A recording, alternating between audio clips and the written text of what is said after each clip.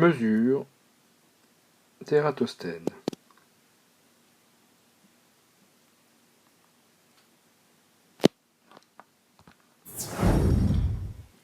Pour comprendre comment Ératosthène a réalisé sa mesure, nous allons utiliser un petit schéma.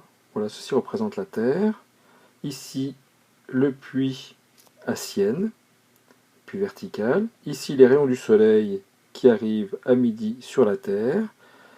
Donc voilà Sienne ici. Voici le centre de la Terre, l'axe qui part du puits vers le centre de la Terre, l'obélisque à Alexandrie, l'axe qui part du pied de l'obélisque vers le centre de la Terre.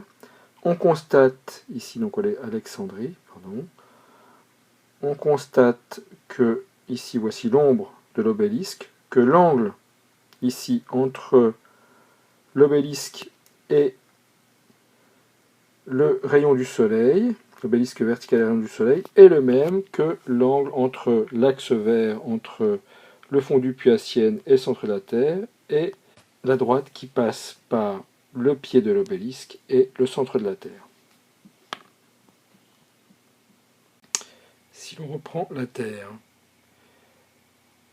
les deux axes qui vont vers le centre de la Terre, l'angle alpha que nous avons déterminé précédemment, la distance mesurée entre Sienne et Alexandrie,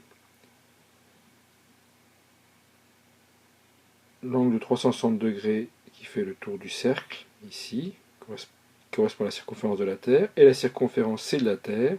On constate qu'on a la relation C sur D est égale à 360 sur alpha. On connaît D, on connaît alpha, et donc on peut déterminer la circonférence C qui va être égale à 360 divisé par l'angle alpha en degrés fois la distance D.